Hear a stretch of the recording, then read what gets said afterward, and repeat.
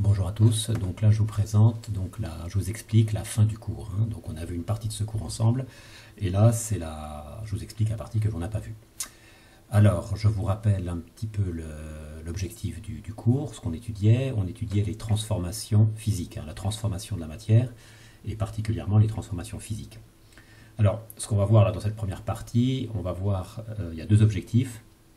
Eh bien, comprendre ce phénomène, les transformations physiques, ce que ça veut dire, et deuxièmement, les écrire. Alors, on avait vu des exemples, on en était à cet exemple-là. Il s'agissait de la dissolution du saccharose dans l'eau. Donc, je reprends, je vais reprendre à partir de là. D'accord. Et puis, je vais un peu tout réexpliquer. Donc là, vous regardez, vous regardez, le cours, je l'ai mis, voilà, ce qu'il faut comprendre, c'est le cours, et ensuite vous faites les exercices, c'est ça. Alors, donc ici, on a du saccharose. Alors c'est un solide, alors les solides ont une structure ordonnée, chaque petit carré représente une molécule de saccharose. Voilà, on met ça dans l'eau, et le saccharose se dissout, c'est-à-dire que les molécules se dispersent dans le solvant, et on obtient de l'eau sucrée. Alors je peux vous montrer une petite vidéo de ça. Bon, ça n'a rien d'extraordinaire, mais quand même ça soit plus concret. Voilà, juste de ça dure quelques secondes. Donc là, qu'est-ce qu'on a? On a du sucre ici qui va tomber dans l'eau, et on va regarder la dissolution à l'échelle microscopique, la dissolution du sucre. Donc j'attends. Donc le sucre tombe. Voilà. Donc ça c'est du sucre solide, voilà, donc là il représente, donc là j'arrête, donc là ce sont les molécules de sucre, et les molécules d'eau sont attirées par le sucre, entourent le sucre, et dispersent le sucre dans la solution, dans l'eau. Et c'est la raison pour laquelle le sucre disparaît entre guillemets, mais en fait il est dispersé à l'échelle moléculaire, il est dissous. Voilà, le sucre est dissous. Donc je reviens ici au diaporama. Voilà. Alors, donc on a dit, donc voilà, on a expliqué le phénomène, on avait déjà expliqué, et maintenant il faut l'écrire, ce qui s'est passé. Donc on met ce qu'on a au départ, l'état physique du sucre au départ, et puis son état à l'arrivée. Alors on appelle ça l'état initial et l'état final. Alors au départ, eh bien, alors ce qu'on va écrire, ça s'appelle l'équation ici de la dissolution du sucre. Eh bien au départ, on a le saccharose solide. Donc on écrit la formule et on met un petit S ça veut dire solide. Voilà, ici. Et l'état final, qu'est-ce que c'est l'état final? Eh bien, on a du saccharose, les molécules de saccharose entourées de molécules d'eau, vous voyez, entourées de molécules d'eau. Et donc le fait que ce soit entouré de molécules d'eau, on écrit AC. AC, ça veut dire aqueux. Voilà, ça on l'avait vu. Alors maintenant, je vais faire une petite remarque, parce que certains peuvent dire ici, un peu trop rapidement, ils peuvent mettre ici C6H2211 liquide. Ça serait faux. Si on met L ici, ça veut dire autre chose. Ça veut dire du sucre à l'état liquide. Là, ici, on n'a pas du sucre à l'état liquide, on a du sucre dissous. Le sucre à l'état liquide, c'est, donc voilà, ceux qui écrivent ça, c'est autre chose. Ça, c'est la fusion du sucre. C'est-à-dire qu'on prend ce morceau de sucre, on le chauffe, et il passe de l'état solide à l'état liquide. D'accord? C'est différent. D'accord? Donc ne pas confondre la fusion du sucre et la dissolution du sucre. Donc ça, c'est l'équation de la fusion du sucre. Voilà. Et ça, c'est l'équation de la dissolution du sucre. Voilà, pour cet exemple. Alors, le dernier exemple, donc le dernier exemple, c'est ça. C'est la dissolution du sel. Bon, ça ressemble à ce qu'on a vu précédemment, sauf que la différence, c'est qu'avant, on a un solide moléculaire, et là, on a un solide ionique. Donc voilà, donc ça, c'est les deux façons de représenter le solide ionique. Voilà, ça, c'est une façon. Là, c'est simplement pour dire que c'est ordonné, et là, c'est un peu plus précis comme dessin. C'est-à-dire qu'on a des cations et des anions qui sont collés. Alors ici, on a les ions. Alors je ne sais pas ce que j'ai mis en premier. Alors donc voilà, la formule chimique du sel de cuisine. Alors le terme scientifique, c'est chlorure de sodium. Donc on a un cristal de chlorure de sodium ici. Donc c'est constitué de cations Na+ et d'anions Cl-, qui sont collés les uns aux autres. Voilà. Donc une façon simple de représenter ça, une façon un petit peu plus jolie de représenter ça. Et donc, eh bien la dissolution, ça marche exactement comme le sucre, c'est-à-dire que les molécules d'eau vont séparer alors un par un les ions, et on va obtenir ceci. Donc les anions et les cations vont être entourés de molécules d'eau. Voilà. Donc je peux vous montrer ça aussi. Bon, ça ressemble à l'autre. Je vous montre ça. Voilà. Donc là, on a le cristal de chlorure de sodium, les molécules d'eau, on y va. Voilà. Donc les molécules d'eau se collent sur les cations et les anions, il y a une attraction entre eux, et voilà. Voilà. Donc, bon. Alors, je reprends le diaporama, ici, à partir de la valeur. Alors, donc, maintenant, comment écrire ce qui s'est passé, cette transformation physique. Donc, le sel est à l'état solide, et là, il est dissous. Bon, bah, ça s'écrit comme avant, c'est-à-dire qu'on a le NaCl solide, la petite flèche qui veut dire transformation, ça c'est l'état initial, et après on écrit l'état final. Et bien l'état final, on a des ions Na+, et Cl-, qui sont dispersés, qui sont entourés de molécules d'eau, et donc on va écrire AC. Voilà. Voilà pour les transformations physiques. Bon, alors dernier paragraphe maintenant, je vais parler donc des changements d'état et de l'énergie. Alors on a un petit peu vu ça, l'énergie avec les énergies de liaison.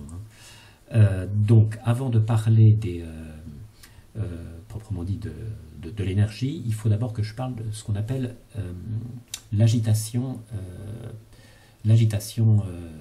thermique.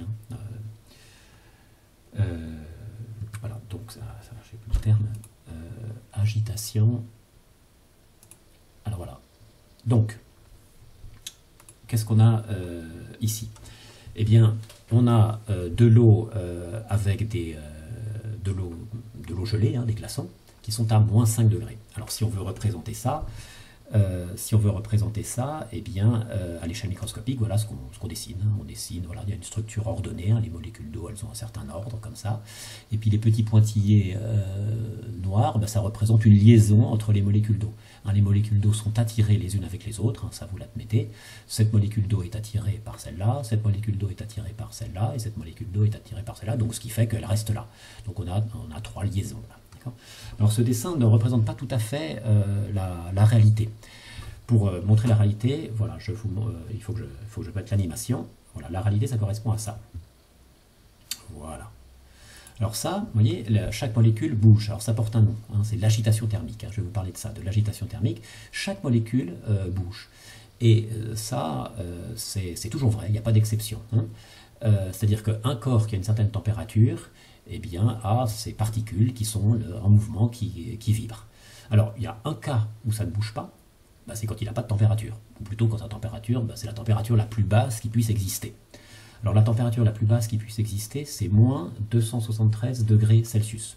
Alors, cette température, on la trouve tout simplement dans l'espace, loin de toute planète, loin de toute étoile. C'est cette température-là. Alors, on appelle ça aussi le zéro absolu. Mais on utilise une autre échelle, c'est en Kelvin. Donc on dit que la température de l'espace, la température la plus basse, c'est 0 Kelvin. Voilà. Ou en Celsius, c'est moins 273 degrés Celsius. Voilà, donc c'est le seul cas où les particules qui composent un solide sont immobiles. Sinon, ça bouge. Ça, c'est la première chose à savoir. Donc, tout corps a une température T, donc a des particules en mouvement, que ce soit un solide, un liquide ou un gaz.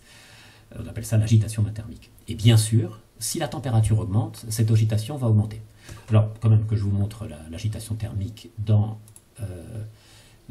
les 3 états de la matière. Voilà, je trouve cette petite animation. Alors, elle n'est pas parfaite, mais bon, ça va donner une idée. Donc là, on a un solide, structure bien redonnée, un liquide et un gaz. Alors, ce qui ne va pas, c'est le liquide. Je vais vous expliquer pourquoi. Alors voilà, donc ces corps, ils sont à une certaine température. Voilà, donc si on veut représenter la réalité, c'est ça qu'il faut voir. Voilà. Là, ça bouge un petit peu, là, ça bouge plus, et là, ça bouge encore plus. C'est ça l'idée. Alors, ce qui ne va pas, c'est le liquide, parce qu'en fait, dans le liquide, les molécules, cette molécule-là, par exemple, elle va se déplacer, elle va aller là, elle va aller là, elle va aller là, celle-là aussi. Voilà, ça reste en contact, mais ça bouge. C'est ça qui ne va pas. D'accord? Donc, on fait comme si c'était le cas. D'accord? Donc, je vous remontre. Voilà, vous voyez? Ça, là, elle reste trop ici, donc en fait, tout ça, ça bouge. Ça reste en contact, mais ça bouge. Alors, ce qu'il faut savoir, c'est qu'en fait, il y a deux actions. Sur chaque particule, il y a deux actions. Il y a une action qui tend à faire que la molécule reste à sa place, c'est-à-dire que cette molécule est attirée par celle-ci, celle-là est attirée par celle-ci. Voilà, il y a une attraction, il y a 4 attractions, donc du coup, cette molécule reste là. Ça, c'est la première action qui tend à ce que celle-là, cette molécule, reste bien à sa place. Mais sinon, il y a une autre action, c'est l'agitation thermique, qui tend justement à déplacer cette molécule. Alors, si on apporte de l'énergie, hein, si on chauffe ce corps, eh bien la température va augmenter et l'agitation va augmenter. Et à un moment donné, l'agitation thermique sera telle qu'elle va l'emporter en quelque sorte, et donc cette molécule, eh bien, elle va se déplacer, elle va aller là, elle va aller là, elle va aller là, et donc du coup on va passer à l'état liquide, d'accord? Donc on va passer à cet état-là. Donc là aussi, à nouveau, les petits traits, ça veut dire que les molécules sont un peu liées quand même, hein, il y a une liaison.